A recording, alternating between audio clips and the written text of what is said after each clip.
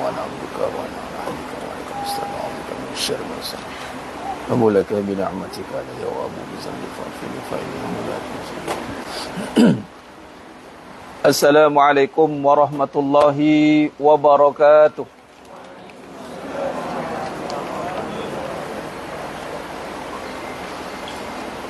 Mulakan dengan umul kitab Al-Fatihah. A'udzubillahi minasyaitonir rajim. Bismillahirrahmanirrahim. Alhamdulillahi rabbil alamin. Arrahmanir rahim. Maliki yaumiddin. Iyyaka na'budu wa iyyaka nasta'in. Ihdinas siratal mustaqim. صراط الذين أنعمت عليهم غير المغضوب عليهم ولا الضالين آمين. إن الحمد لله نحمده ونستعينه ونستغفره ونعوذ بالله من شرور أنفسنا ومن سيئات أعمالنا. من يهده الله فلا مضل له ومن يضلل فلا هادي له. أشهد أن لا إله إلا الله وحده لا شريك له وأشهد أن محمدا عبده ورسوله. اللهم صل على سيدنا محمد وعلى آل سيدنا محمد. رب يسر ولا تعسر، رب تمم بالخير. رب اشرح لي صدري ويسر لي أمري واحلل عقدة من لساني يفقه قولي. اللهم افتح علينا حكمتك وانشر علينا من خزائن رحمتك يا أرحم الراحمين. والله الذي لا إله إلا هو عالم الغيب والشهادة هو الرحمن الرحيم. والله الذي لا إله إلا هو الملك القدوس السلام المؤمن المهيمن العزيز الجبار المتكبر. سبحان الله عما يشركون. والله الخالق البارئ المصور له الأسماء الحسنى يسبح له ما في السماوات والأرض وهو العزيز الحكيم. ولا حول ولا قوة إلا بالله العلي العظيم. ولا منجا من الله إلا إليه. أما بعد. أيها المؤمنون اتقوا الله. Usikum wa iyaya bitaqwallah faqad fazal muttaqun. Sidang jemaah yang dimuliakan Allah Subhanahu wa taala, mudah-mudahan kita semua tergolong dalam golongan hamba-hambanya yang benar-benar bersyukur. Amin ya rabbal alamin. Dalam satu hadis Nabi sallallahu alaihi wasallam, hadis qudsi, mafhum hadis, Allah berfirman, ya abna adam, tafarruq li ibadati amla usadrak ghina wa asudda faqra. Wahai anak Adam, kata Allah Subhanahu wa taala, luangkan waktumu beribadah kepadaku. Luangkan waktumu beribadah kepadaku. Walhal waktu itu kurniaan Allah, milik Allah, demi masa. Namun Allah kurniakan masa pada kita untuk kita berikan kembali kepada ketaatan. Lalu dinyatakan dalam satu hadis qudsi riwayat Tirmizi, ya abna Adam, luangkan waktumu. Kata almarhum Tuan Guru Datuk Ismail Kamus, kata apa, nak tunggu masa terluang takkan luang punya. Jadi kita dengan Allah berikan kederat akal yang waras, maka kita kena usahakan untuk luangkan masa. Di antara masa ini, dia tak ada masa kosong terbiar, tak ada. Sama ada diisi dengan kebaikan, atau kalau tidak diisi dengan kebaikan, maka dia akan diisi dengan keburukan. Dia tak ada istilah, tak ada buat apa-apa, saja-saja duduk, saja-saja, tak ada. Dan apabila kata Allah luangkan masa, dan barang siapa yang berjaya meluangkan masa untuk Allah, iaitu untuk taat kepadanya, Allah tidak perlukan kita, tapi kita yang perlukan Allah. Maka apa Allah jadikan pada kita? Allah akan isi hati kita dengan kekayaan. Yang kata Nabi SAW, laisal ghina an kasratil arad, walakinnal ghina ghinan nafs. Tidaklah kaya itu dengan banyaknya harta, akan tapi kaya itu dengan rasa di jiwa. Kaya itu sifat yang merujuk kepada suasana hati yang qanaah, cukup. Cukup yang kita nisbahkan kepada Allah, hasbi Allah. Sifat cukup hanya pada Allah. Manusia hari ini sibuk nak mencari kecukupan. Betul kena cari kecukupan, tapi salah dia mencari kecukupan itu dengan dia menisbahkan cukup pada benda. Salah. Adapun mencari kecukupan itu dengan apa? Dengan ketaatan. Begini jemaah sekalian. Apa yang Allah akan berikan adalah Allah akan berikan dia kecukupan hati. Cukup hati ini penting sebab apa? Sebab perlu diisi hati itu dengan kecukupan agar kita tidak menjadi hamba kepada dunia. Hamba kepada dunia ini membuat kita seringkali sentiasa tidak rasa kepuasan. Apa pun jenis yang dunia ada pada kita hari ini, walaupunlah secanggih-canggih mana pun, dia tidak akan mampu memberikan kepuasan. Melainkan mendapat hati yang puas terlebih dahulu, lalu kita terjemahkan kepuasan itu pada apa yang Allah berikan. Allah berikan apa saja, kita berpuas hati. Itu nama mensyukuri nikmat Allah.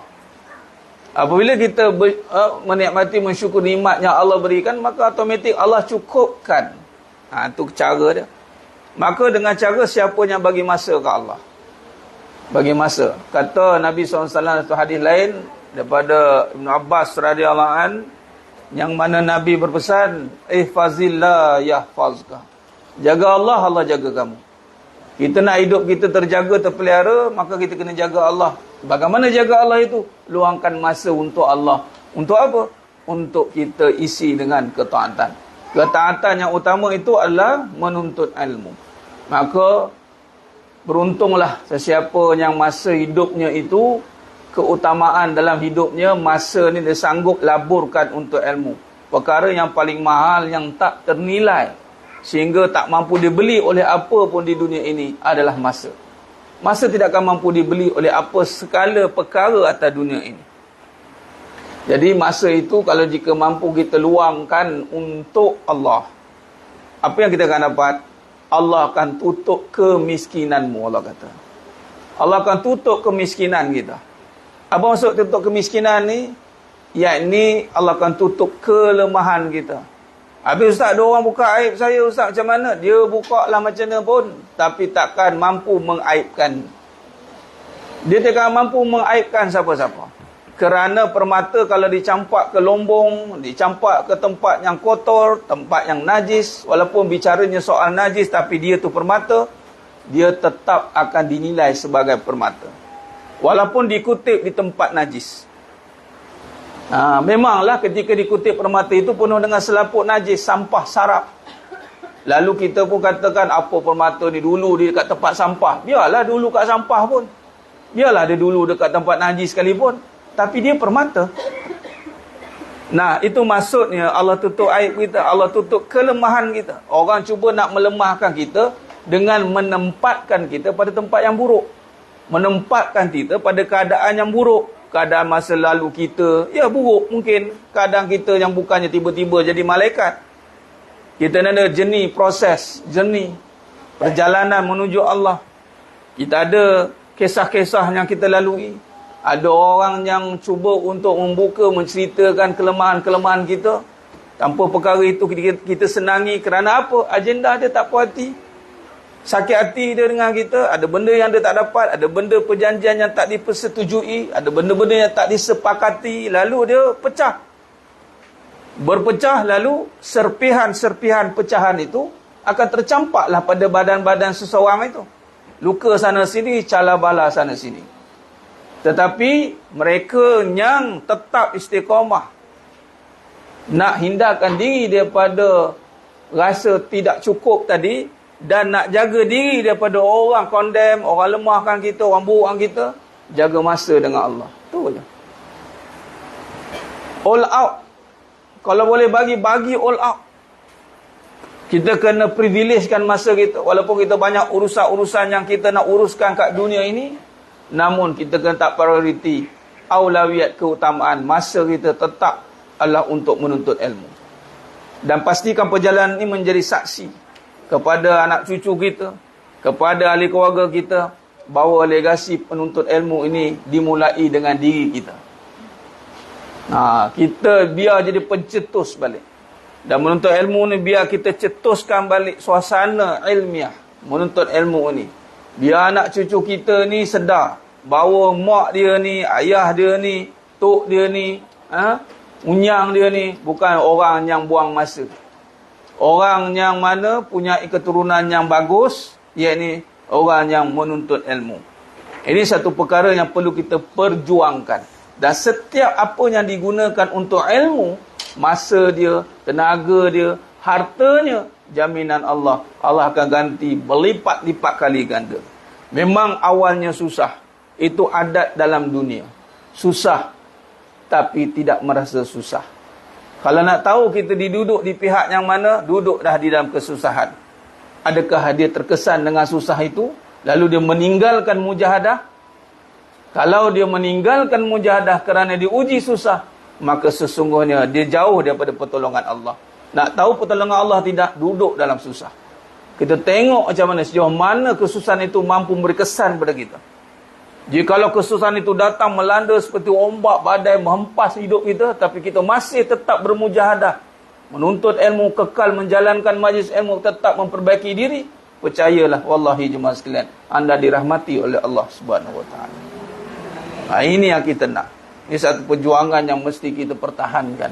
Apatah lagi di akhir zaman yang penuh dengan cabaran-cabaran yang boleh menyebabkan hati kita ni lemah. Hati kita ini berbolak-balik.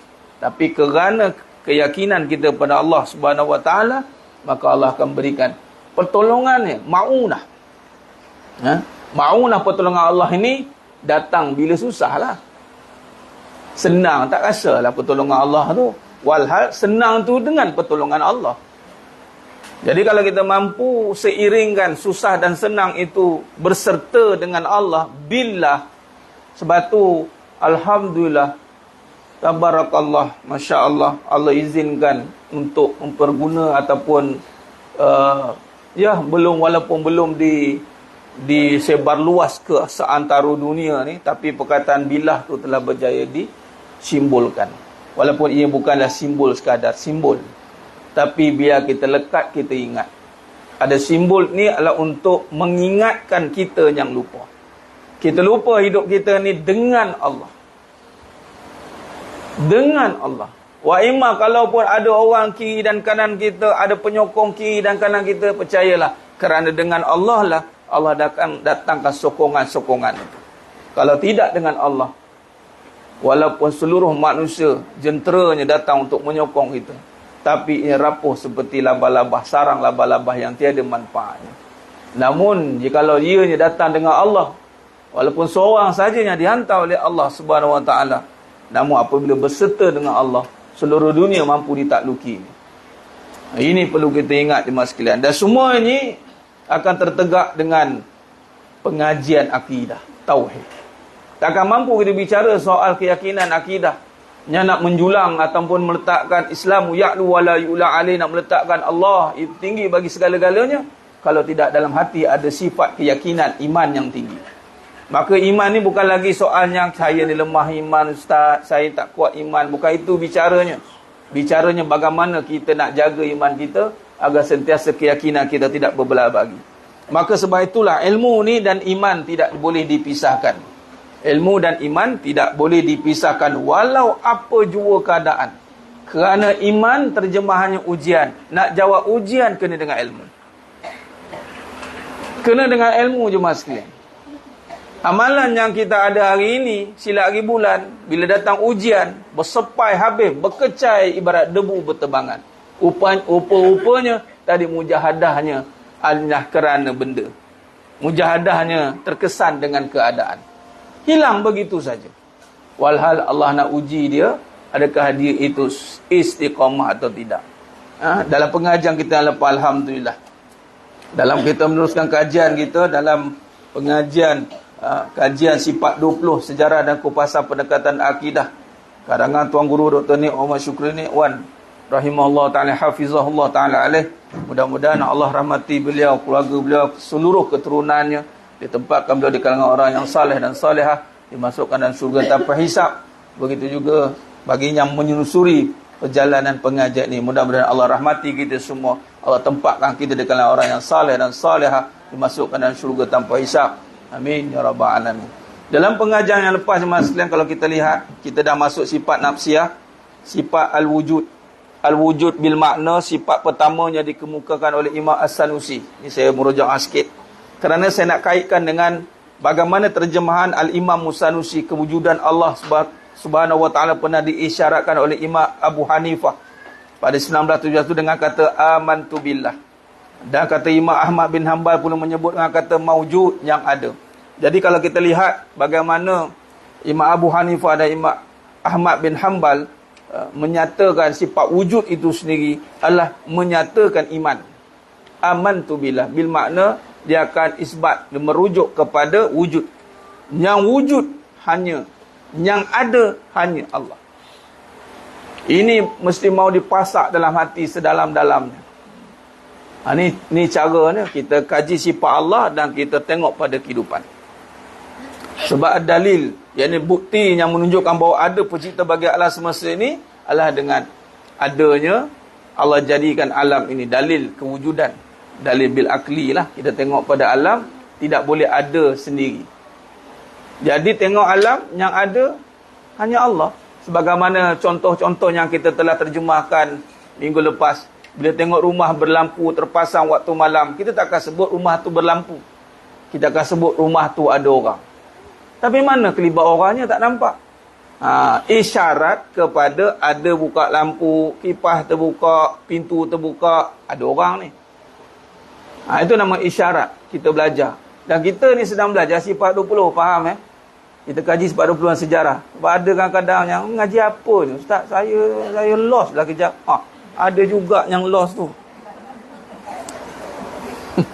Sebab tu kena bagi perhatian.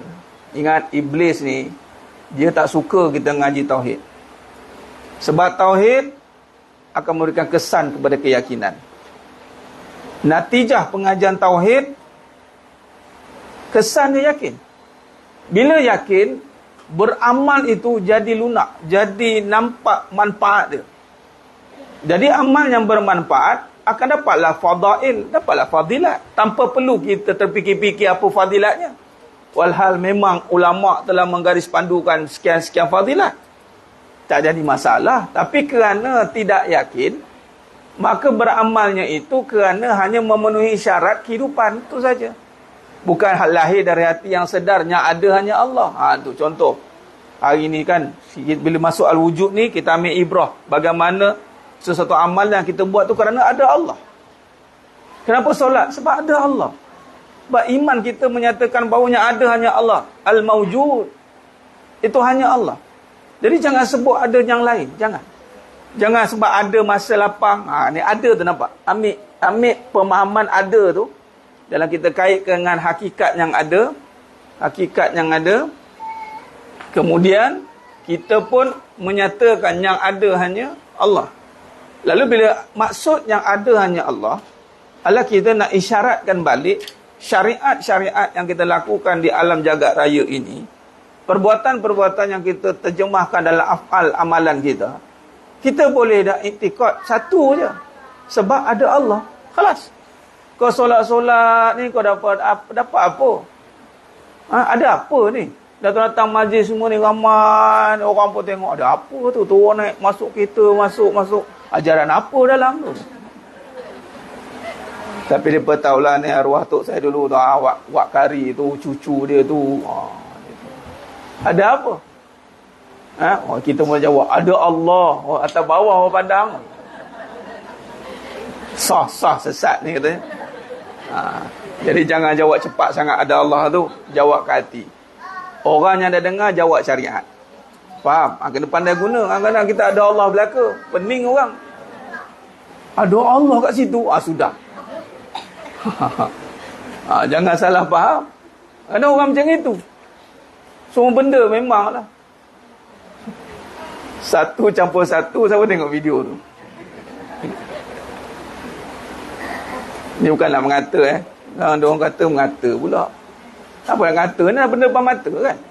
Mereka orang pergi viral kan, siapa suruh? Satu campur satu, biiznillah dua. Allah. Kenapa nak sebut biiznillah lagi?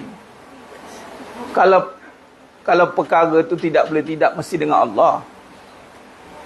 Kan?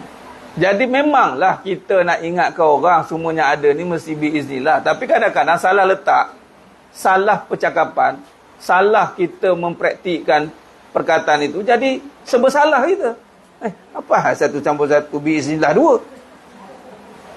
Saya tak habis baca, saya ingat 1+1 dia punya jawapan biiznillah aja, lagi kacau tuan-tuan. Rupanya ada 1+1 biiznillah 2. Kalau dia faham wujud ni yang ada hanya Allah, khalas lah 2 ke 10 ke, biarlah datang daripada siapa pun yang reka ilmu matematik ni ke apa ke, dia tak boleh ada sendiri. Jawapan tu takkan boleh ada sendiri. Atau kena ngaji sifat 20 ni. Kan? Jadi niat kita i'tiqad biar kat dalam. Tapi kalau jumpanya aliran sefikrah, boleh jawab, keluarlah habis. Nak bagi sama-sama semangat kan. Sebab ada Allah ke datang ni. Bukan ada makan-makan sangat pun kan. Tapi kadang-kadang sedap juga makan-makan tu orang. Boleh tahan katanya. Sambil-sambil kan.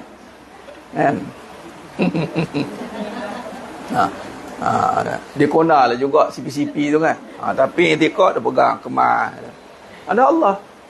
Dan bila ada Allah, maka ganjarannya, segala apa yang ditawarkannya, itu jaminan, pasti. Jadi tak ada sia-sia lah. Kalau orang tengok pelik datang seorang-seorang begitu begini buat, kadang-kadang orang pening kepala sebab dia tak nampak ada Allah. Kita nampak ada Allah. Dia nampak ada kerugian. Kau ni rugi buat benda macam ni. Kau je kena baik, kau je kena begini. Dia apa dia buat? Dia buat apa kan kau?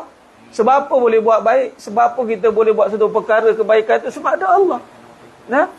Jadi sidang jemaah yang mulakan Allah SWT. Maka di situ, maka kalau kita lihat dalam perbahasan seterusnya, dan kita berhenti dekat perenggan Musad 130 tu, edisi yang kedua dan edisi pertama 125.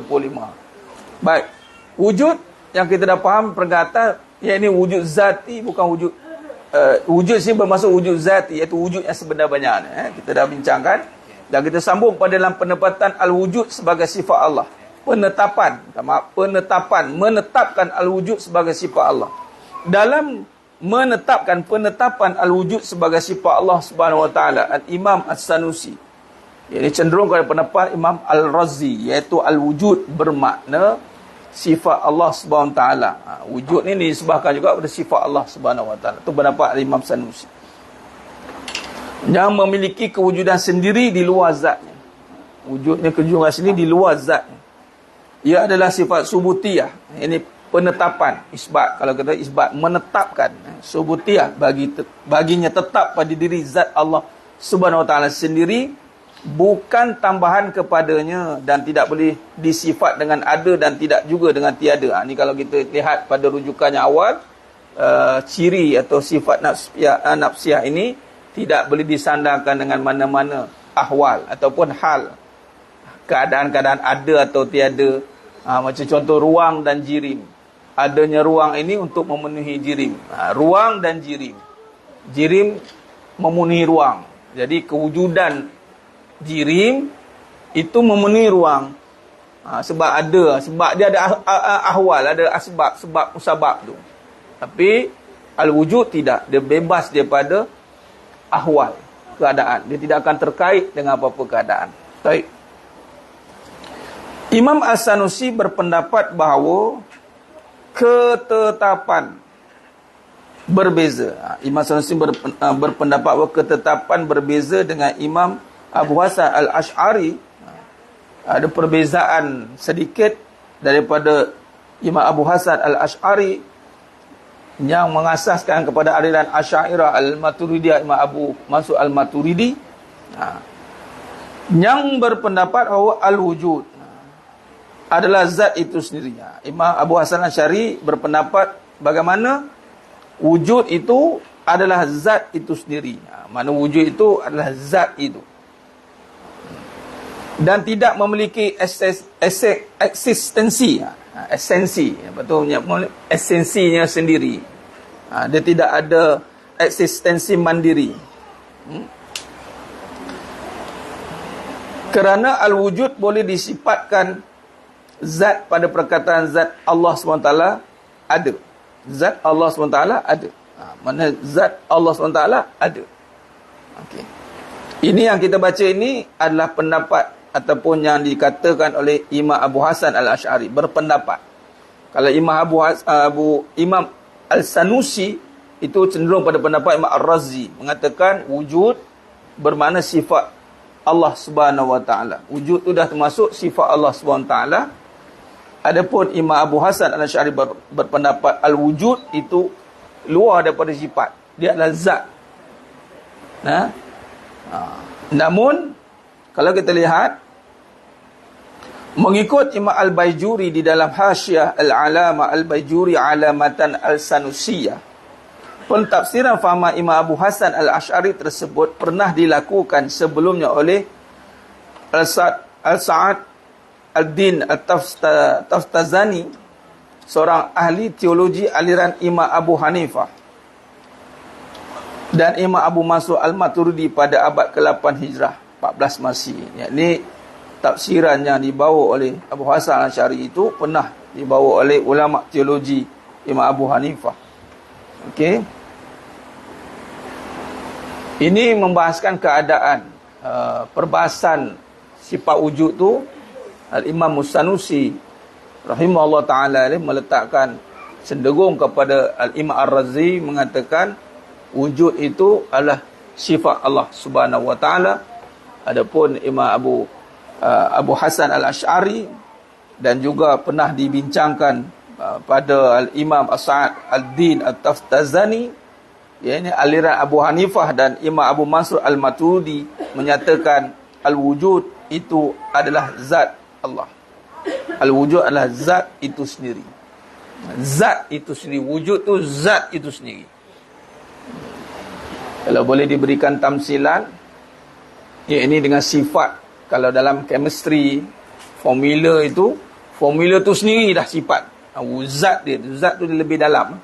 Perbincangan zat tu lebih dalam. Namun di sini pendapat Imam Abu Hasan Al-Asy'ari dan Imam Al-Sanusi tetap bersepakat. Tetap bersepakat bahawa al-wujud menunjukkan adanya zat Allah Subhanahu Wa Ta'ala. Al-wujud bermaksud sepakat adanya zat Allah Subhanahu Wa Ta'ala. Al-Syarqawi turut memberi kelonggaran mewajibkan beriman bagi setiap mukallaf, yakni apabila mukallaf, yakni yang dipertanggungjawabkan, telah dipertanggungjawabkan hukum hakam atas dirinya, yakni akil balik, hanya pada kewujudan Allah SWT.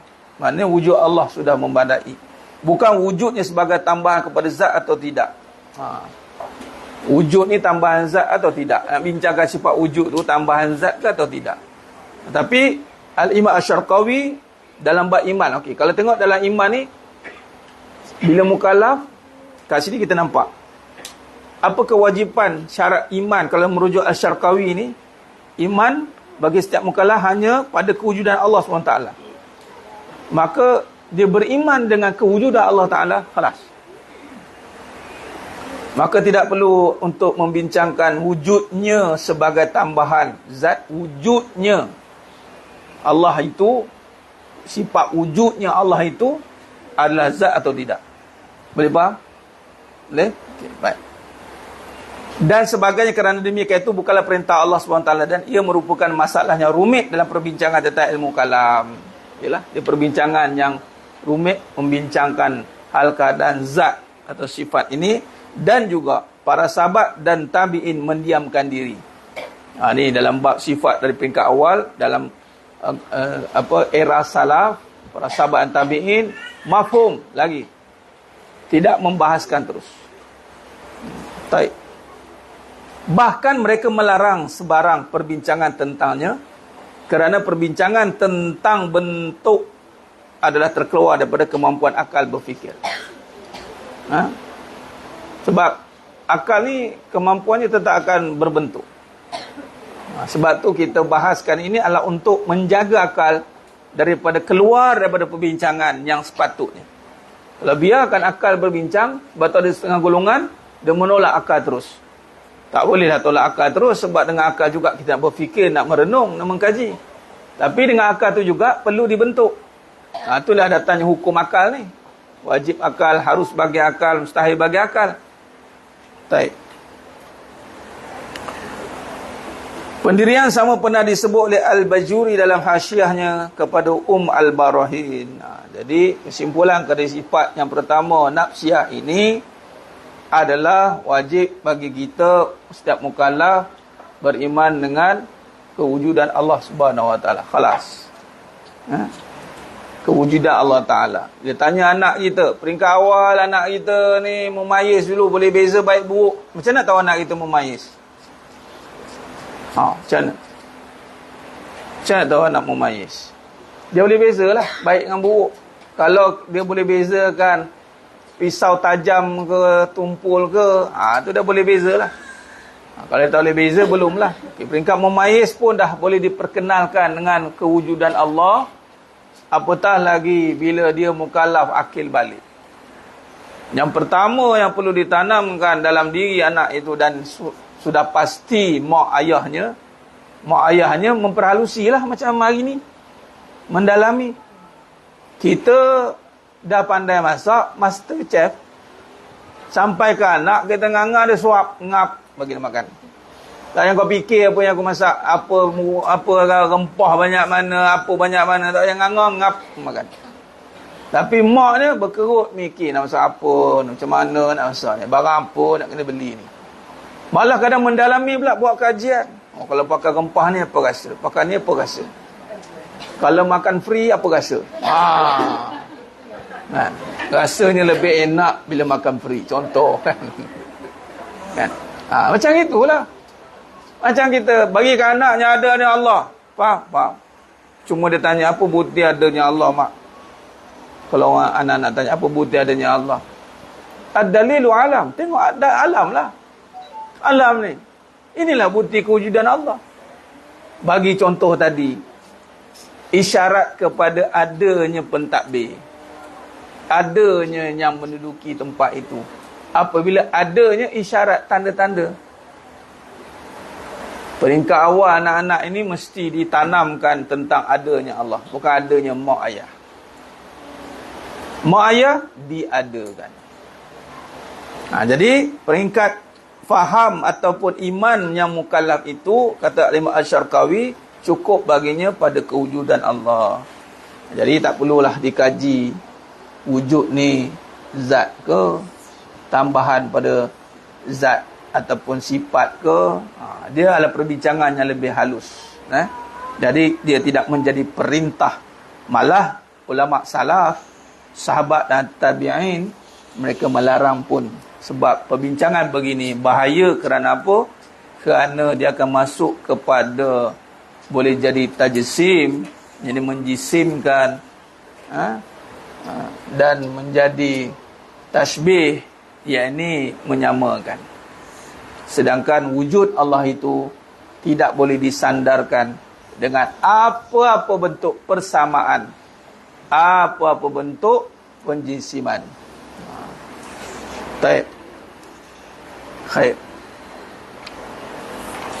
Dalam sifat yang seterusnya dan pembahagian sifat wajib bagi zat Allah Ta'ala ini adalah sifat yang kedua, salbiyah. Ma makna sifat salbiyah? Apa makna sifat salbiyah itu? Yakni sifat salbiyah ialah sifat yang merujuk kepada tiada perkara yang tidak layak bagi Allah Subhanahu Wa Ta'ala. Atau dengan kata lain, menafikan pengertian-pengertian yang tidak layak bagi Allah Subhanahu Wa Ta'ala. Jadi sifat salbiyah ini adalah sifat penafian, dengan maksud sifat yang tidak layak bagi Allah Subhanahu Wa Ta'ala, ataupun pengertian-pengertian yang tidak layak bagi Allah Subhanahu Wa Ta'ala. Bagi contoh yang pertama, sifat salbiyah itu adalah al-qidam. Ma makna al-qidam? Apa maksud al-qidam? Al-qidam ialah sifat kedua yang dikemukakan oleh Imam Al-Sanusi. Dan turutan sifat jadi Allah wujud, qidam yang kedua. Al-qidam artinya kekal sedia atau sedia. Al-qidam adalah kekal sedia ataupun sedia. Terjemahan perkataan al-qidam kepada perkataan sedia turut diguna pakai oleh kebanyakan ulama selepas Syekh Ahmad. Sifat al-qidam pernah diisyaratkan oleh Imam Abu Hanifah dengan kata lam yazal, yakni sentiasa. Manakala Imam Ahmad bin Hanbal pula menyebut dengan kata qadim, yang dahulu. Perkataan sama turut disebut oleh Al-Tahawi, Imam Al-Tahawi, manakala yakni Imam Tahawi menyebutkan perkataan qadim juga, yakni yang dulu. Baik. Perkataan sama turut disebut oleh Al-Tahawi, yakni qadim, manakala sebutan Al-Muhasibi pula disertakan alif lam, iaitu Al-Qadim. Qadim, Al-Qadim. Yakni Al-Qadim itu merujuk kepada At-Tahawi, disebut juga Qadim. Itu habis. Qadim merujuk kepada Imam Ahmad bin Hanbal. Kemudian perkataan sama Qadim itu oleh At-Tahawi, manakala sebutan Al-Muhasibi pula disertakan alif lam, iaitu Al-Qadim. Dia lebih khusus. Baik. Imam Al-Ghazali turut menggabungkan antara isyarat yang diberikan oleh Imam Abu Hanifah dan sebutan Imam Ahmad bin Hanbal. Perbahasan ni jemaah sekalian, yang dibawakan oleh Tuan Guru, yang dibawakan kepada kita ini, apabila disyarahkan, ini bermaksud Tuan Guru syarahkan matan Ummul Barahin. Itu syarah tu, dengan membawa perbahasan ulama-ulama muktabar. Jadi kita tak adalah perbahasan itu senada saja dengan ulama mungkin sekarang. Tapi contoh dibawakan daripada Imam Abu Hanifah, ini tahun kurun kedua hijrah, ketiga hijrah, kurun kedua. Yang mula-mula perbincangan membincangkan sifat. Yang mana kitab muktabar ketika itu adalah Fiqhul Akbar. Kemudian Imam Ahmad bin Hanbal, Akidah Tahawiyah. Ini At-Tahawi itu imam. Ini memang besar. Kalau dalam perbahasan karya-karya akidah, kita akan jumpa nama-nama kitab ini. Dan dibawakan pada perbincangan kita hari ini, yang mana menjimatkan lagi masa kita, untuk kita lebih nak memudahkan, nak memahamkan lebih cepat. Membawa perbahasan-perbahasan ulama-ulama muktabar, kemudian dibincangkan berserta perbahasan Barahin. Hebat. Contoh Imam Al-Ghazali digabungkan juga perbahasan Qadim atau Qidam itu. Al-Imam Sanusi memanggil atau meletakkan dengan sifat Qidam. Namun para ulama mensyarahkan sebutan-sebutan sifat itu. Dan menunjukkan juga supaya tidaklah nanti kedengaran-kedengaran, suara-suara yang mengatakan sifat ini sifat rekaan. Jelas? Sifat rekaan ulama sekarang ini ataupun merujuk pada Imam Sanusi lah. Sebab mereka akan disebabkan terus pada sifat-sifat Allah. Asmaul Husna sebagai contoh. Yang mana Asmaul Husna itu juga, yang mana ya memang sifat Allah, nama-nama Allah.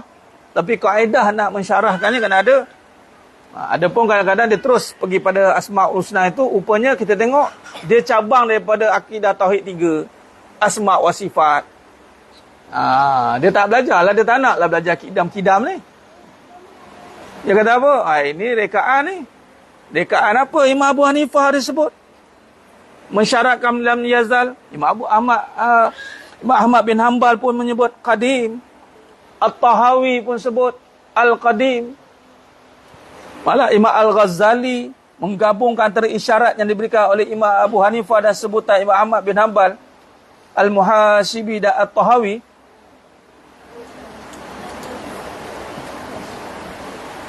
Okey. Imam At-Tahawi, saya silap. Imam Tahawi sebut Qadim. Imam Al-Muhasibi menyebut Al-Qadim. Al-Muhasibi adalah imam. Saya baca terpisah di situ. Jadi Imam Ghazali menggabungkan isyarat Imam Abu Hanifah dan sebutan Imam Ahmad bin Hanbal, Al-Muhasibi dan At-Tahawi. Yang Imam Al-Ghazali menyebut sebagai qadim lam yazal.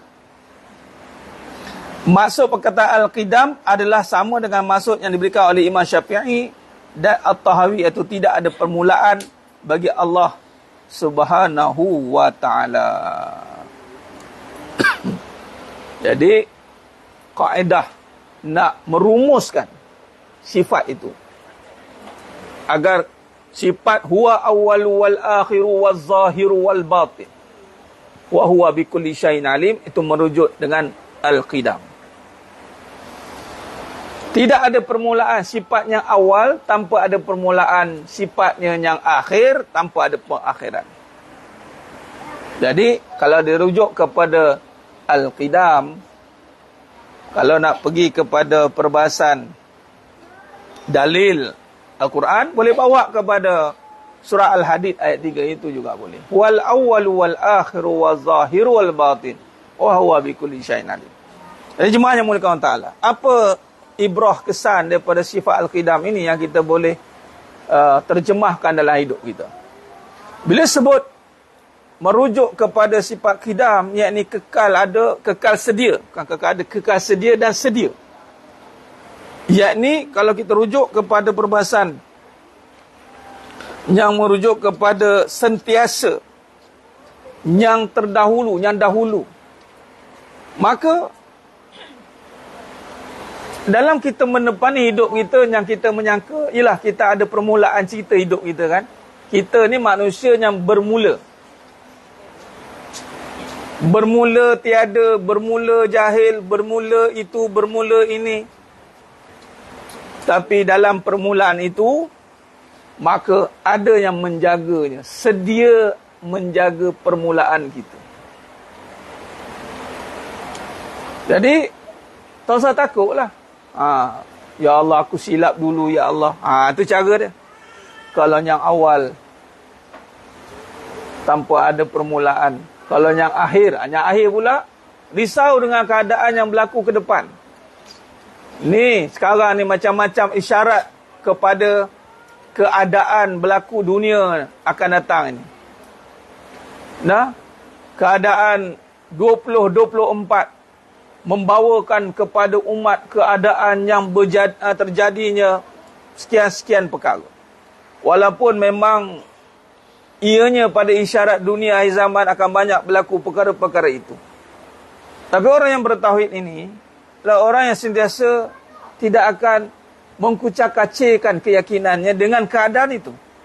Sebab apa? Walaupun kita tahu kita kena buat persiapan akhir zaman sebagai contoh, namun pada akhir itu ada sifat yang sentiasa yang memegang wal awwal wal akhir, tanpa ada pengakhiran. Kita ada akhir. Maka Allah tanpa ada pengakhiran. Maka kita ibarat duduk di tengah-tengah, di kapit. Maka kita ini hanya menjadi penterjemah kepada sesuatu keadaan. Dulunya kita mungkin dengan salah dan silap dosa yang ada, Allah itu maha awal yang ketahui akan keadaan kita. Maka untuk menyatakan Allah itu maha pengampun, Allah tahu kita bermula macam mana.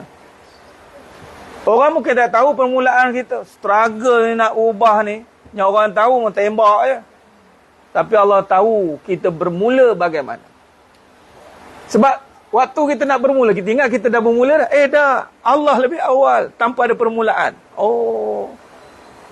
Sebab itu ada yang walaupunlah macam mana cerita dia pun permulaan dia, kenapa Allah boleh nyatakan pengakhiran yang baik? Kerana Allah tahu dia bermula bagaimana, dan dia layak bagi dirinya dengan kesungguhan yang dia ada, dia berubah. Jadi orang takkan boleh tahu mula macam mana. Dan orang tak tahu macam mana dia boleh jadi jahat ni. Orang tak payah kaji lah. Ada orang, kenapa jadi jahat? Kenapa jadi jahat? Kenapa? Soalan kenapa tu, benda buruk, orang kata malang tak berbau ni, benda yang kita tak boleh nak jangka sebenarnya. Tapi yang sepatutnya kita kena tahu adalah apa kesan daripada itu. Apa kita nak buat setelah kita berbuat jahat, apa next step? Taubat. Itu sajalah. Taubat. Sehingga kan Nabi dia tanya oleh sahabat, ditanyakan oleh keadaan seorang si fulan ini buat jahat, dia buat baik, dia buat jahat, buat baik, dia buat jahat, dia solat. Nabi kata biarkan dia buat baik dan solat. Kerana di sisi Allah itu tidak seperti mana kita faham. Kita ni duk faham mula pun tak tahu pun faham macam mana. Tak nampak tengah-tengah saja. Asal dia jadi macam itu? Terus macam itu. Nak pula lebih dahsyat, tahu tengah-tengah, dah hukumnya akhir lah. Aku tengok dia ni, tak boleh pergi ni. Tak boleh pergi dia ni. Tengok cakap macam tu bukan-bukan. Sebab tu kita kena hidup ikut hukum. Jangan menghukum. Orang yang hidup hukum, dia tidak akan menghukum. Itu ikut hukum. Dia akan faham perjalanan hidup yang jelas. Nah. Sedia yang zati bermaksud tiada permulaan bagi Allah SWT dan tidak menerima tiada pada bila-bila masa. Ini kata Salbiah itu. Menafikan keadaan sebaliknya. Wujud kan? Ada. Jadi nak pergi, ada ni boleh tak ada tak? Adakah ada ni boleh tak ada? Walaupun telah ditaukidkan bahawa ada itu tidak akan boleh dikaitkan dengan apa-apa, namun dimantapkan lagi dengan sifat kidam. Yang ni ada tu masuk sedia. Subhanallah. Ada? Itu on. On tak? Speaker on. Ya. Yeah. Subhanallah.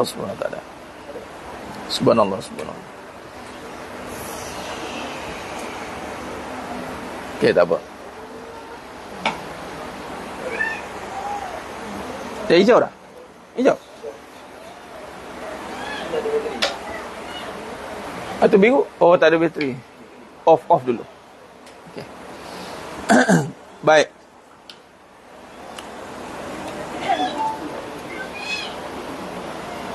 Sedianya Zati bermaksud tiada permulaan bagi Allah SWT dan tidak menerima tiada pada bila-bila masa. Kekal. Lepas ni sebab tu lepas sedia tu cerita bab kekal pula.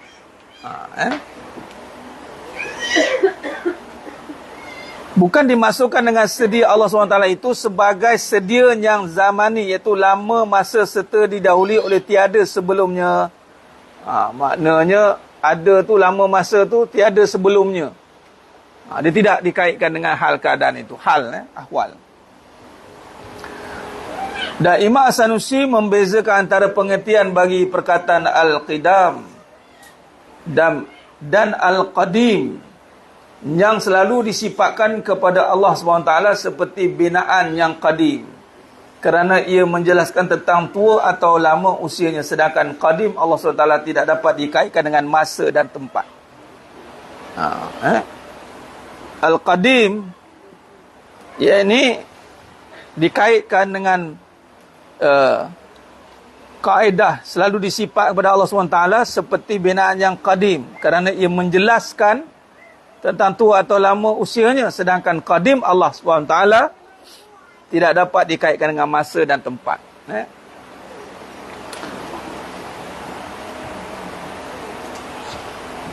Sebab kalau rujuk kepada Imam Ahmad bin Hanbal dengan kata Al-Qadim yang dahulu. Dahulu bukan merujuk pada zaman. Bukan merujuk pada keadaan. Tapi merujuk kepada sifat yang tanpa ada permulaan. Itu Al-Qadim. Sebab tu dikiaskan kepada bangunan yang dulu, yang qadim dulu. Maksudnya dia akan cerita bangunan ni dah lama. Qadim dah lama. Tapi bila merujuk pada qadim yang dulu, bukan maksud zaman, bukan maksud masa dan tempat. Tapi qadim yang dulu nak merujuk permulaan, awal tanpa ada permulaan. Tu kena setiap faham. Sifat Allah yang awal tanpa ada permulaan. Wujud tanpa ada permulaan. Kalau nak digabungkan ya, yang wujud tanpa ada permulaan.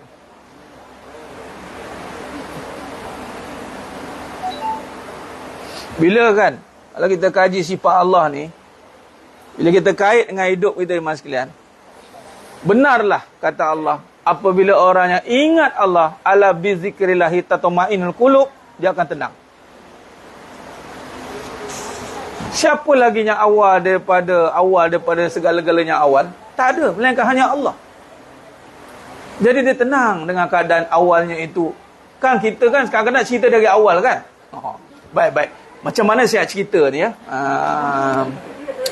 Dia macam ni. Biasanya kalau saya ruqyah ni, biasa saya tanyalah kan. Tanya tu kan tahu cerita awal. Tapi di cerita awal tu, oh ya Allah, 30 tahun cerita. Boleh buat novel tu. Kita pun, okey.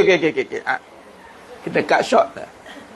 Kita nak trace point-point yang kadang-kadang ni macam ni. Dia sebut, nak mula tu, biar dia lepas dia mula. Padahal memang kisah dia 27 tahun yang dulu, 30 tahun yang dulu. Dia boleh jadi, apa orang cakap yang sekarang tengah viral ni, dia lakonkan semula 80-an punya cerita tu. Alahnya orang yang duk tak terima zaman sekarang ni. Dia tetap nak kembali ke zaman dulu kan.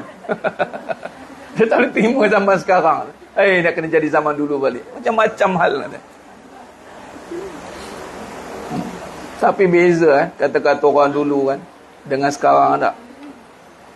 Dengan ada tomak ninahnya. Sekarang cepatlah. Terus macam itu. Oh dulu apalah kiranya. Adakah kita ini sudah berada pada keadaan yang kita nak? Dia boleh sabar. Dia siap posting lagi, tangan kaki naik. Memang zaman yang penuh dengan orang kata apa, kejiwaan lah sebenarnya. Nama sekarang ni dah tak ada soul, dah hilang dah kan. Jadi bila kita nak cerita dari awal, berbalik pada ruqyah tadi, kadang-kadang walaupun dah 30 tahun dulu, dia akan ada keluar perkataan yang happen sekarang. Saya kadang-kadang hati-hati dengan kalau saya tanya, cuba cerita. Saya tengok apa yang bermain di fikiran dia tu, di mulutnya, terkeluar benda tu, itulah dia yang sedang menghantui dia. Walaupun dah 30 tahun dulu. Dia bab-bab benda ni, dia tidak duduk pada, walaupun dia zaman dah berlalu. Contoh, kalau bab saka lah, dia dah 30 tahun, tapi awak sekarang masih kesan rasa dia, sebab zaman dia dulu, tapi cerita sekarang. Betul tak? Tapi kadang-kadang kita, kalau boleh, kita tak perlu. Sebab tu kadang-kadang, kita tak perlu tanya dulu macam mana. Sekarang dia yang penting. Tu je. Full stop. Siapa yang suka buka dulu-dulu ni, melainkan dia ada sebab ataupun dia tu artifak kepada negara ke lain lah kan. Buka sejarah balik. Ini kalau kau tak ada kena mengena dengan hal keadaan kajian sejarah, tak payah buka sejarah. Kadang sejarah silam habis semua dibuka, buat apa? No purpose. Tak ada faedah. Mereka sejarah yang nak dikaji, sejarah Rasulullah sallallahu alaihi wasallam. Sejarah para sahabat, para anbiya. Itu kaji sejarah tentang perkara yang boleh membawa kita ke depan dengan kaedah ataupun pegangan mereka terdahulu. Kalau diri kita nak buka balik, nak mula macam mana, tak payah. Anggaplah permulaan itu Allah tahu dan kita mohon keampunan. Khalas. Nak cerita sebab salah, nak telan mati mak, luah mati bapak, macam itu kan. Mana ni? Abang cakap, macam mana abang? Alamak, abang nak cakap tak kerti lah. Abang macam mana? Dia macam mana? Mula kat mana? Dia tanya mula kat mana? Berpinah kawan tu nak jawab. Dalam sekali tak jawab ke? Jangan tanya permulaan dia. Sebab dia takkan tahu bagaimana dia bermula. Tak tanyalah. Kadang-kadang dia menangis kat situ je. Insaf, saya tak sangka saya macam ni. Tak sangka. Dah. Tak perlu diungkit, dirungkai, nak tak payah. Orang bertauhid ni dia tak tanya dulu-dulu orang macam ni. Dia stop di situ sebab ke depan dia apa? Dah, kalah. Dan kita masih ada ke depan. Ke depan tu ada. Dan ke depan siapa? Itu yang menjaganya Allah, yang menjaga sifat akhir tanpa ada perakhiran. Maka kita doakanlah perakhiran terbaik untuk setiap kita, kan? Allahumma husnil khatimah. Kan? Kita minta mati dalam husnil khatimah. Dah. Jadi tengok orang tauhid. Sebab tu Nabi SAW bila datang Islam ni, tak ada masalah. Macam mana karakter sahabat-sahabat terdahulu macam mana, kan? Tak ada orang masuk ungkit balik kisah, buka kisah para sahabat, tak ada. Kau dulu kan, aku tahu kau macam mana. Kau tak payah nak tunjuk baik dengan aku. Tak ada. Masuk tu considernya clean and clear. Memang Islam macam itu je, mas sekalian. Once tu dengan Allah, sifat Allah ni, once dengan Allah, berusaha dengan Allah ni. Kadang-kadang orang tanya, Ustaz, adakah Allah terima saya yang sekarang ni? Macam mana nak tahu tanda Allah terima kita? Allah tidak letakkan kita pada yang dulu. Khalas. Tu tanda Allah terima lah tu. Datang pula puak-puak joyah ni. Dia pula. Ni belum tentu dia terima oleh Allah. Sedap rasa dia nak menghukum orang. Dah kawan tu dah berubah, dah elok bertudung litup, dah elok, dah berubah lah tu. Hang nak sibuk apa lagi? Orang bercakap kan macam mengalah Tuhan. Dia tu tak berubah bangai dah. Yang bercakap tu asyik tengok kepada buruk yang dulu. Jangan tengok yang sekarang ubah. Alhamdulillah. Angkat tangan Alhamdulillah lah. Bukan tengok ini belum. Umur berapa? 40 lagi lah. Tak percaya perubahan pada 40 ni. Jangan. Sebab tu beriman ni cara beriman yang dahulu ni. Tapi Allah tanpa ada permulaan. Jadi kalau kita nak mula macam mana tak tahu, ingatlah Allah tahu permulaan kita macam mana. Jadi bila Allah tahu permulaan kita dengan kita macam mana, Allah tahu. Jadi kita berusaha dengan Allah lah, deal lah. Dah. Tutup cerita. Tas.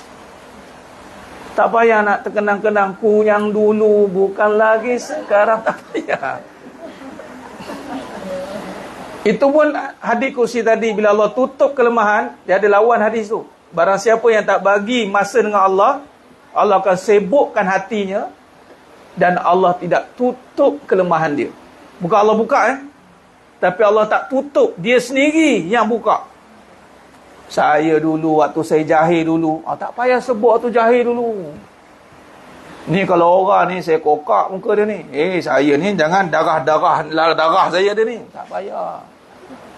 Saya dulu ni, ini kena okey, saya teruk lagi. Allah, dia cakap macam tu pula. Tak payah dah lah buka cerita dulu. Dia sendiri buka laju je. Kau jangan, kau tak tahu aku dulu macam mana. Nampak tidak? Dia cabar, jangan lah. Aku nampak menikap ni, keluar taring aku ni kan. Nampak. Jangan. Nampak. Orang tu tak tahu menahu, dia sendiri bagi tahu. Aku pantang ni kira sekarang ni kita dah baik sikit dulu. Habislah. Maknanya dia sendiri buka. Sebab tu kajian tauhid bila saya bawa pendekatan saya kerat dia. Malah kadang-kadang kita dulu, siapa dulu? Mati dah dulu dah. You are newborn. You dilahirkan semula. Kan? Kita hari-hari diberikan satu nafas baru.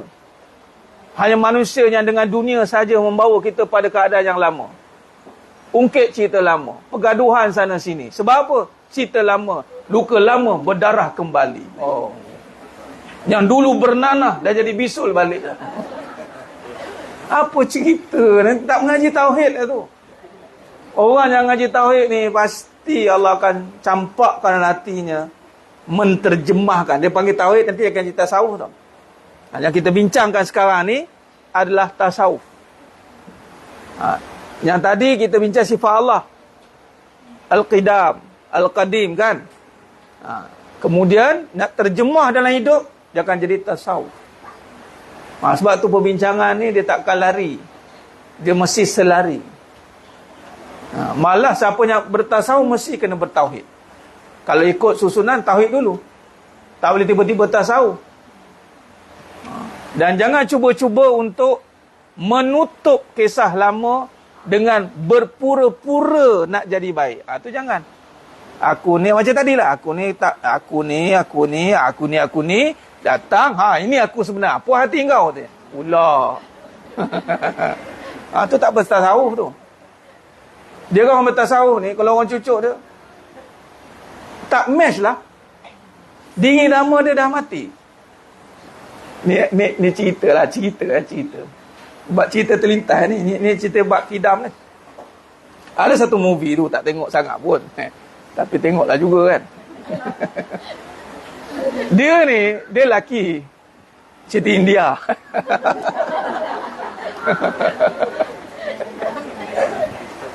Tapi bukan kali-kali India pun.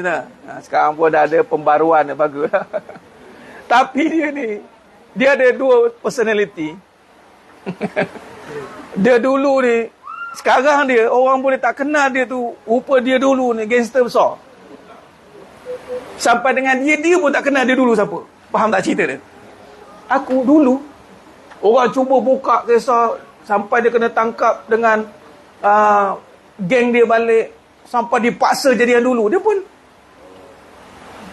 tak tahu tanya. Lepas sekali, sambil tu dia bunuh jugalah orang jahat tu. Dia kata apa? Akulah dulu tu katanya. Tapi lepas tu cakap kan, untuk melupakan yang dulu, kita kena percayakan diri kita terlebih dahulu. Tak payah percayakan orang lah kita dulunya. Kita sekarang pun, kalau orang cakap awak dah baik, ya ke? Saya bukan macam tu. Dah orang cakap awak dah baik, awak ingat dulu pula. Ada pula. Orang dah kata awak dah baik dah. Saya tahulah dulu saya macam mana. Ya Allah. Pula dah. Yang kawan ni tadi, lupa dah dia dulu. Memang dia betul-betul bunuh karakter dia dulu.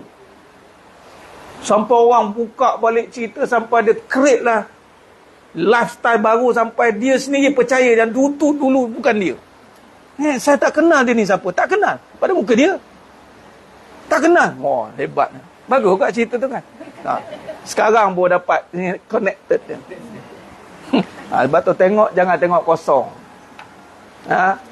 Hati-hati apa yang kita lihat, jangan sampai lupa apa yang kita ingat. Itu kaedah dia. Jangan diyahudikan semua benda. Yahudi semua ni. Ada sini macam itu. Yahudi semua ni. Haram semua ni. Tak boleh. Setiap benda tu ada mesej yang mungkin dia yang buat, tapi kita yang olah. Dia tak faham, lantak dia lah. Kita yang faham, kita olah lah. Kan? Macam kisah ni. Betul. Cerita tu kalau orang tengok, seronok-seronok je lah. Tapi kita tengok, faham. Kait pula dengan ni. Lagi, ya Allah. Jadi jangan lagi ternampak-nampak diri yang dulu. Dan kita sudah pasti berjalan ke arah ke depan yang lebih baik. Walal akhiratu khairul laka minal ula. Jangan sesekali suka keadaan yang dulu. Jangan sesekali. Apatah lagi pada yang dulu ada perkara-perkara yang dilarang, dicerca, di muka oleh Allah. Ya. Ada soalan? Wassalam. Muhasabah. Okey. Dia sedar diri, panggil muhasabah diri, itu lain. Perasaan baik tu tadi, macam tadi tu. Yang saya sebut tadi, aku dulu ni, sekarang ni kira okey lah ni. Tu perasaan baik. Kalau dulu teruk lagi tau. Lepas tu bersyukur tak dapat aku. Contoh. Tu perasaan baik sebenarnya. Kalau muhasabah diri, mengenang dosa-dosa dulu, tu lain. Mengenang dosa dengan bertaubat, dan cara mengenang itu sehingga Allah terima amalan dia dan dia ada kekuatan nak berubah jadi lebih baik. Itu betul-betul muhasabah. Bukan dia terperangkap dengan dosa dia, akhirnya dia lemah nak jadi baik. Itu dia kena fitnah dengan perangai buruk dia. Akhirnya hati-hati. Sebab tu hati-hati dengan buat jahat ni. Bukan soal buat jahat tu. Kadang-kadang buat jahat berkali-kali sampai lemah itu untuk menjadi baik. Kita jadi fed up. Dan iblis pun cakap, tak payahlah. Tak payahlah. Muka engkau, tak payahlah. Itu iblis, syaitan. Syaitan cakap. Syaitan jin. Datang pula syaitan manusia. Aku tahu engkau tak payahlah. Tanya. 2 kali 5 datang, hancur lah. Tak? Perasaan baik ni dia selalu menunjukkan diri dia, kira ni sekarang dah okey tau. Dia pula yang okeykan dia sekarang. Siapa kata? Dia tak tahu dia pun sekarang pun teruk juga. Dan perasaan baik juga boleh dikaitkan dengan dia melalui lebih teruk daripada orang lain. Dia sentiasa membandingkan dia lebih lagi. Aku dulu teruk lagi. Aku lebih lagi. Jangan. Merasa diri lebih ni hati-hati. Merasa diri lebih menyebabkan dia berada dalam keadaan tadi perasaan baik yang menyebabkan kepada kesombongan lah, meremehkan. Kau ada masalah apa? Berapa hutang kamu? 100,000. Aku 1,000,000. Mau jaga. Kena pula 1,000,000. Hutang kamu? Aku 5,000,000. Yang lain aku? Lain tu. Dia nak rasa dia tu lebih besar. Jangan meremehkan masalah orang lain. Dengan membesarkan, kita menyangka masalah kita lebih besar. Ingat, sebab tu kena ingat Rasulullah sallallahu alaihi wasallam paling susah. Maka tak ada lebih susah pada kita. Bila ingat Rasulullah, kesusahan kita kecil tu. 0. Jadi malu nak rasa macam hidup susah sangat. Nabi susah lagi. Itu pun ciri orang yang berakidah. Baik. Allahumma salli ala sayyidina Muhammad wa sallam.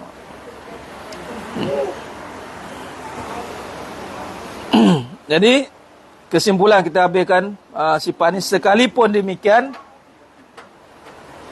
perkataan Al-Qadim juga boleh digunakan untuk menamakan sifat Allah SWT kerana ia ada satu daripada 99 nama Allah SWT mengikut hadis yang ke 3850 riwayat Ibn Majah. Dalam Sunnah Al-Hafiz Abi Abdullah Muhammad bin Yazid Al-Qazwini Ibn Majah menurut Al-Baijuri, satu dunia Sunnah Al-Qidam bermaksud mendahului sesuatu yang memiliki persamaan dan pengertian al-awwal. Yang kita bincang tadi, iaitu satu daripada berapa nama Allah SWT yang 99 al-awwal sebagai sifat Allah SWT turut disenaraikan oleh Al-Muhasibi dan sebahagian Salafiyah. Al-Qadim ini ataupun Al-Qidam, Al-Qadim atau Al-Qidam yang kita bincangkan tadi. Ini dah huwa awal tadi. Dia kaitan kalau nak nasnya huwa awal wal akhir. Cuma sifat Al-Qidam ini adalah yang dirumuskan oleh ulama-ulama mutabar dan ia bukan rekaan. Itu kena faham tu, sebab dia bukannya menghadkan ataupun hanya memilih-milih, tidak. Sebenarnya dia adalah, ingat balik tujuan diadakan pembahagian 4 sifat zat bagi Allah ini, tujuannya adalah untuk memudahkan pembelajaran. Apa-apa kena rujuk balik sebab musabab diwujudkan perbahasan ini. Sebab akan ada keadaan-keadaan yang cuba untuk mempersoalkan balik. Kenapa pula sifat Allah Qidam? Boleh ke? Kan ada 99 je. Apa tak bolehnya? Ada persamaan dengan huwa awal. Malah Al-Qidam ini adalah kaedah bagaimana yang telah diasaskan sifat perbahasan ini oleh ulama-ulama mutabar. Salah pun ada. Daripada Imam Abu Hanifah, Imam Ahmad bin Hanbal, At-Tahawi pun cerita. Kita kait balik. Kemudian kita boleh bincangkan balik bahawasanya sifat ini disusun semula oleh Imam As-Sanusi rahimahullah ta'ala alaih. Dan dia ada persamaan dengan Asma'ul Husna dan tidak lari pun daripadanya. Bila macam ni, kita mudah nampak. Bila ada perbahasan ni, kita mudah untuk terjemahkan dalam kehidupan kita pula. Nampak? Wallahu alam. Kita berhenti setakat ni dulu. Kita akan sambung pada perbahasan Al-Baqa pada perjumpaan seterusnya. Ada soalan lain? Ya.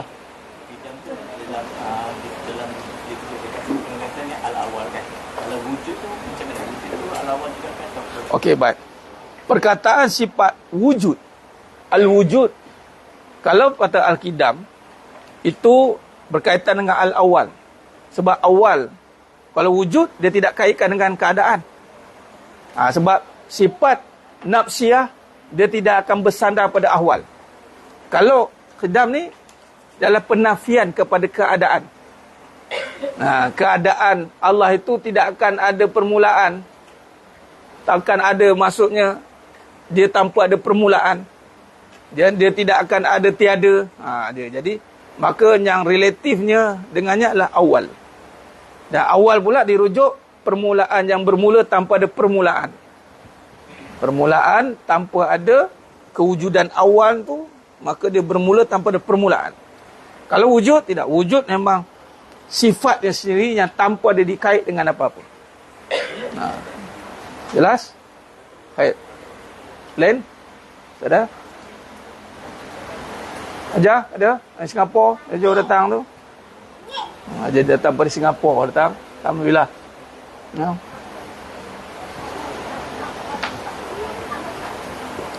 Ala kulli hal, alhamdulillah, mudah-mudahan apa yang kita bincangkan pada petang, pagi yang penuh barakah, insya-Allah Allah akan berikan kefahaman yang sebaik-baiknya, insya-Allah. Kita tutup dengan munajat umat, insya-Allah. Baik. Subhanallah, subhanallah, subhanallah. Bateri habis. Subhanallah.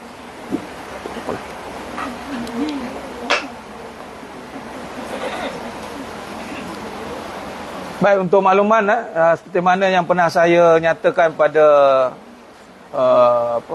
FB, Tuan Guru Dr. Muhammad Syukri rahimahullah ta'ala berbesar hati untuk anugerahkan sijil kepada yang mengikuti pengajian ini sampai habis. Online atau offline, dua-dua dapat. Ustaz, kalau ulangan pun boleh. Yang penting ikut pengajian ni. Sebab tu kita ada rakam. Kalau tak sempat nak on time, maka on time secara talaki atau online, maka buat revision balik.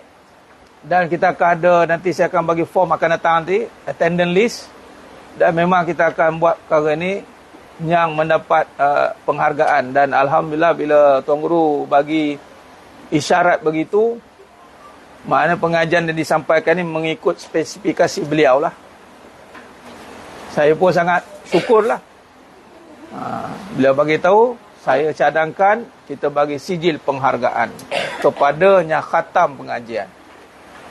Dan saya pun dapat tempian sebab Allah takdirkan wasilah saya menyampaikan. Macam mana dapat sijil penghargaan kalau yang menyampaikan itu betul? Tapi alhamdulillah, syukurlah. Alhamdulillah.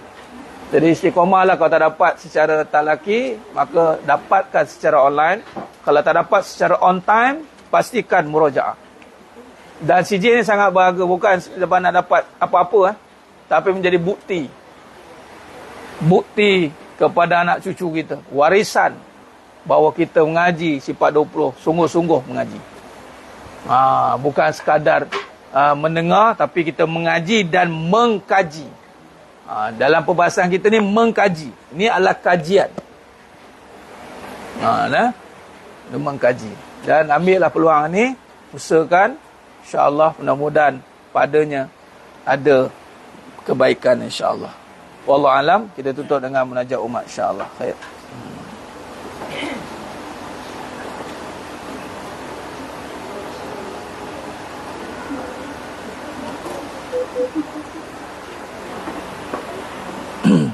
Live boleh tengok balik dekat FB saya, Farid Abu Aulia. Farid Abu Aulia ada. Setiap hari Ahad saja bermula tengok keadaan. Kita bermula pukul 11, pukul setengah, pukul 9 boleh. Boleh belaka. Wallahualam. Sampai ada power bank, tak ada. Ada power bank tak? Ada power bank. Ada power bank. Tak ada. Tinggal power bank.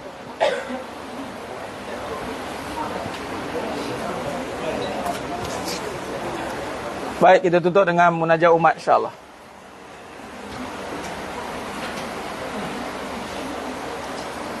Bismillahirrahmanirrahim. Alhamdulillahi rabbil alamin. Ar-Rahmanir-Rahim. Maliki yaumiddin. Iyyaka na'budu wa iyyaka nasta'in. Ihdinas siratal mustaqim. صراط الذين أنعمت عليهم غير المغضوب عليهم ولا الضالين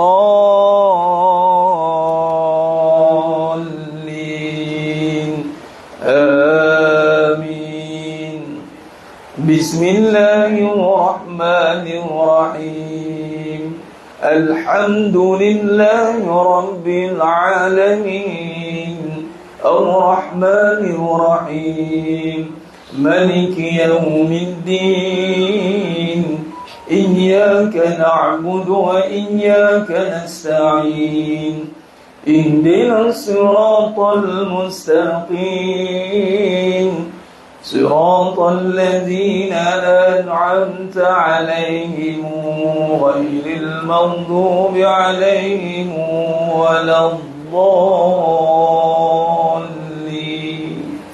آمين بسم الله الرحمن الرحيم الحمد لله رب العالمين الرحمن الرحيم مالك يوم الدين إياك نعبد وإياك نستعين اهدنا الصراط المستقيم صراط الذين أنعمت عليهم غير المغضوب عليهم ولا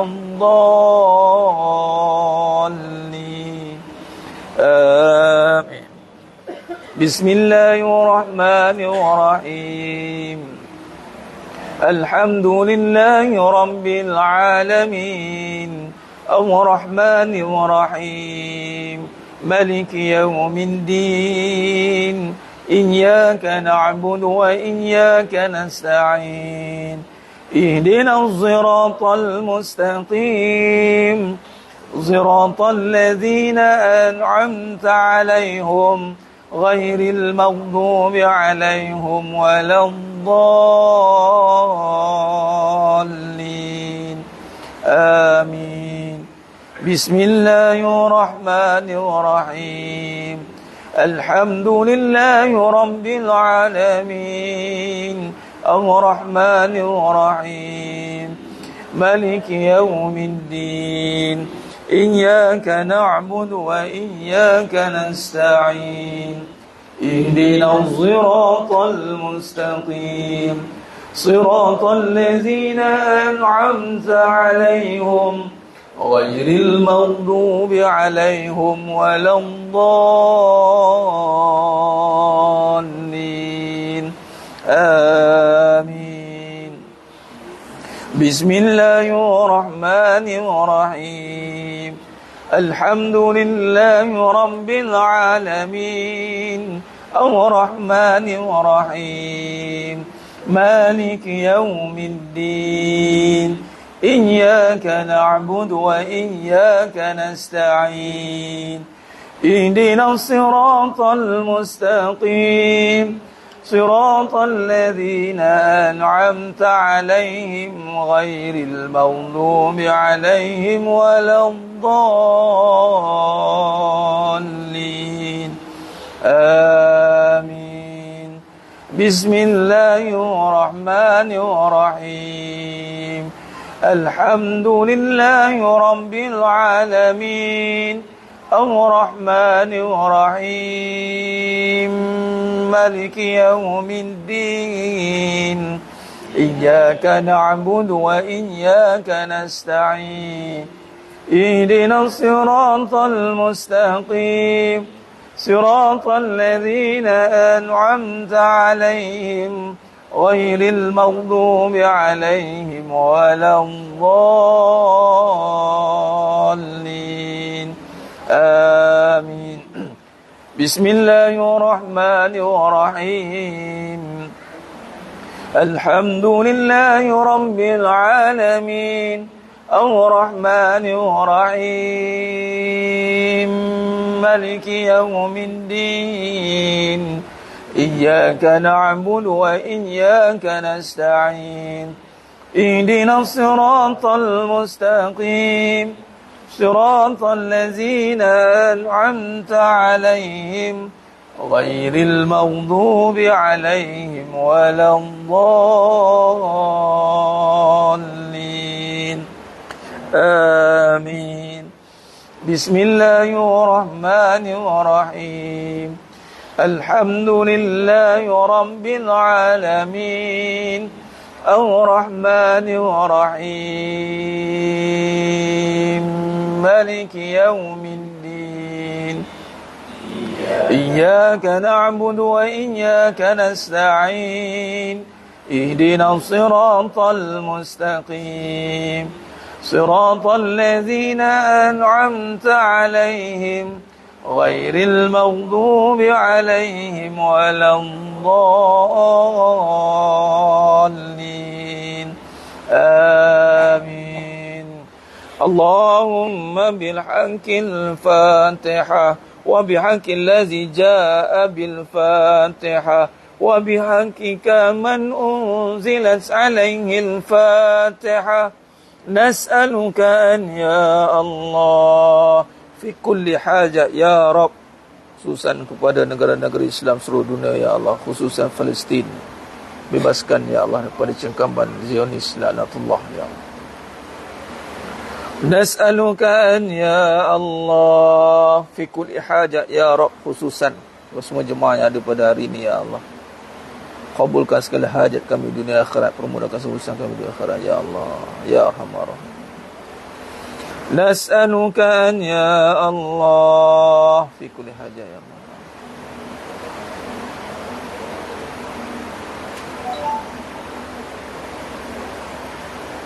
Ya Allah ya Arhamar.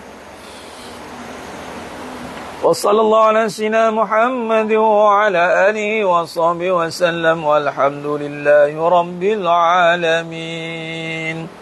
Taqabbalallahu minkum inna wa minkum taqabbal ya karim. Alhamdulillah, syukur pada Allah SWT. Selesai sudah majlis kita pada hari ini, pengajian kajian sifat 20 sejarah dan kupasan pendekatan akidah dan seterusnya munajat umat. Mudah-mudahan Allah terima amalan seluruh kita, amalan kita pada hari ini. Allah berkati kita semua insya-Allah, dan Allah istiqamahkan kita insya-Allah sehingga kita kembali ke rahmatullah. Amin ya rabbal alamin. Mohon maaf pada saya kekurangan, terkasar kata itu kurang bicara dan penyampaian, hanya Allah Taala sajalah yang mampu menyempurnakan perbahasan kita pada hari yang penuh barakah ini, sehingga kita bertemu lagi pada perjumpaan akan datang insya-Allah. Aku qouli hadza wa astaghfirullah azim li wa lakum. Wabillahi taufiq wal hidayah. Wassalamualaikum warahmatullahi wabarakatuh. Tangguh dengan tasbih kafarah dan suratul As. Subhanakallahumma wa bihamdik, asyhadu an la ilaha illa anta astaghfiruka wa atubu. Bismillahirrahmanirrahim. Wal 'asr. Innal insana fi khusr illa alladhina amanu wa amilus solihat wa tawassaw bil haqq wa tawassaw bis sabr. Wallahu a'lam bisawab. Takbir. Allahu akbar.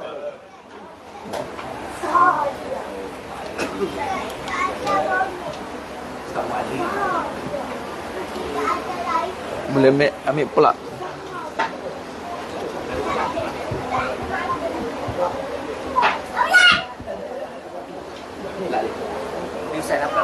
Saya nak pakai cas ya.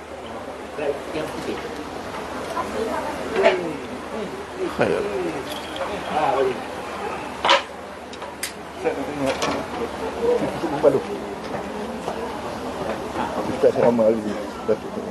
InsyaAllah cucu.